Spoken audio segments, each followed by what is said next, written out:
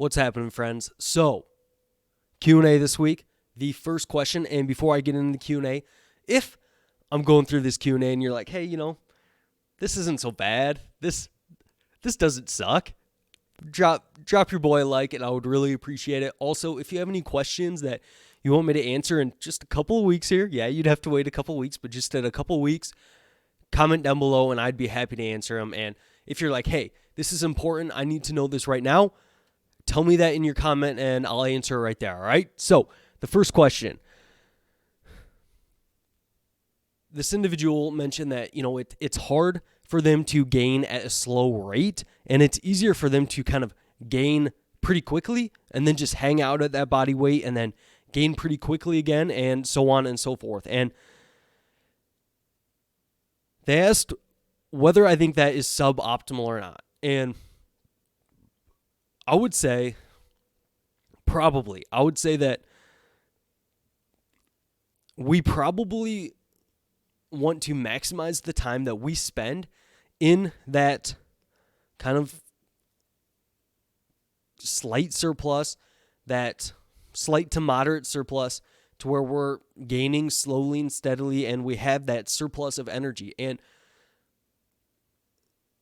while I think that you can definitely see some gains doing that, and that Chris Barakat recently had a study on body recomposition, which was really cool, and it suggests that, hey, although the common mentality is that trained individuals can't recomp, that's actually not necessarily supported by the literature, and there's actually quite a bit of literature suggesting that trained individuals can experience some of that. So if you gain pretty quickly and then you hung out there, could there be some recomping and you improve your physique and stuff like that? 100%. Absolutely. I think that you can improve your physique with that approach.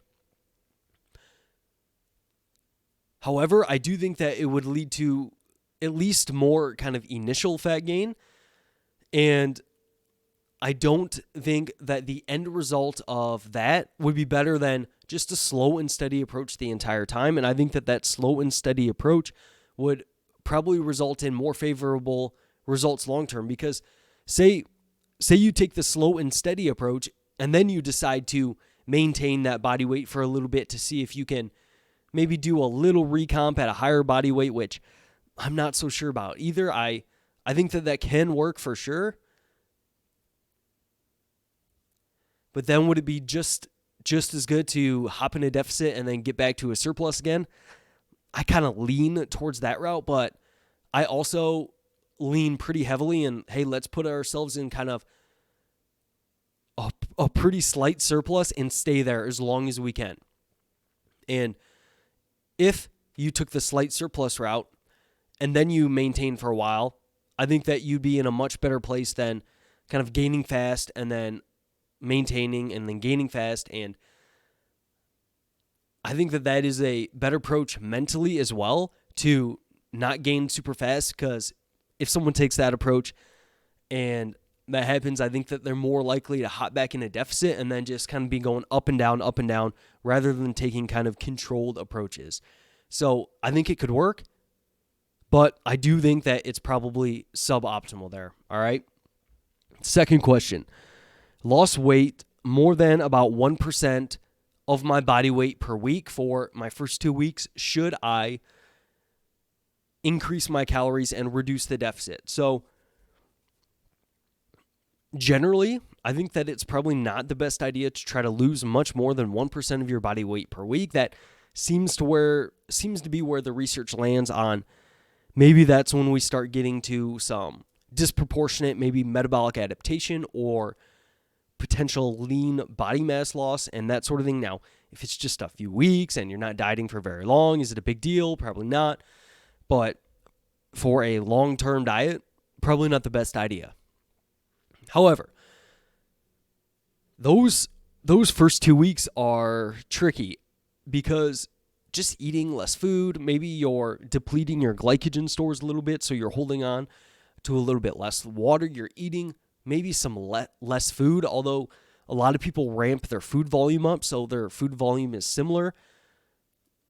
And some people increase their fiber intake when they start dieting, and then their weight doesn't change that much because they change their diet quite a bit. So it depends on a whole bunch of different factors. Like if you did increase food volume quite a bit and you're still dropping at a crazy rate and you're really hungry all the time and stuff like that, then I would say, yes, let's increase our calories a little bit here. Since you're really hungry, your weight's dropping, even when your food volume is higher and stuff like that, I'd say it makes sense to actually increase your calories a little bit after those first 2 weeks, maybe bump them by a couple of hundred and see how your rate of loss goes from there. But if you drop really fast in those first 2 weeks and you're totally good hunger-wise and you're eating quite a bit less food volume, but you're still fine with that and things are still good, then I would probably hang on for another week or so and see how things go. And if you're still losing at like a pretty crazy rate, then I would start working things up, maybe bump those calories by a couple hundred, like I said, and see how things go. But I would make sure to pay attention to, how your hunger levels, and these things are hard to be objective about and that sort of thing. But in those first 2 weeks, things are a little bit different to where there could be a lot more reasons to why your weight loss is dropping other than just losing tissue. So I think that 1% rule stands outside of those first 2 weeks. And I probably wouldn't change things in those first 2 weeks unless you're experiencing those signs of like really bad hunger and food focus already in those first couple weeks. All right. So hope that helps, man. Third question, is there a specific type of intra-workout carbohydrate that I recommend? So in general, I'm a fan of intra-workout carbs. I think that there's really a little cost to having 10 to 30 grams of a faster digesting carb throughout your workout. It tends to, even like carbohydrate mouth rinse can improve in performance, which to me is just kind of wild. Like you don't even have to ingest it. You can just rinse your mouth with it. And the way that one of my teachers explained it in college, and her name was Dr. Susan Kleiner. She's actually like she's been around forever. She's got really good content out there. But anyways, she kind of described it as your body might be potentially sensing that you have some more kind of carbohydrates coming in. So since your body senses those carbs coming in, it's more likely to allow you to use your glycogen stores because it senses that, hey, we've got food coming in. We can be a little bit more loose with using up our glycogen. Or at least that's how I interpreted her explanation of things. So I think that in general, I am kind of a fan there. It can help performance, whether it's mentally or there is some physiological stuff going on, which it kind of seems there is because these are placebo-controlled trials. So I'm generally a fan. It might help with ameliorating. I don't know why I try to use big words. I hardly know what that means. It might help blunting muscle damage a little bit. There's a research paper by the International Society of Sports Nutrition on intra-workouts, maybe, or supplements, that it mentions this to where, hey, it could help limit muscle damage a bit because the insulin response could do some stuff under the hood that I'm not too sure about and help things out a little bit. So there could be some potential benefits. However, I think that when we're talking intra-workout nutrition, we're already getting into the details quite a bit. Like if you don't have an intra-workout, say someone trains for 5 years and we compare the same individual that doesn't have an intra-workout to one that does. Do I think that there's really going to be differences in their physique after those 5 years? Not really. Like maybe if you're a competitive athlete and stuff like that, then maybe there's going to be a 1 to 2% difference. But for the average person that has a hard enough time managing their life shit with training, is that really going to make a difference? I don't think so. So we're already getting into the details a little bit. And I know I just said that I'm generally a fan because, it's usually not that difficult to just mix up a little bit of intra-workout. Now, if you go to work and you don't want it sitting in your shake all day and stuff like that, then you probably just don't need one, I don't think it matters that much.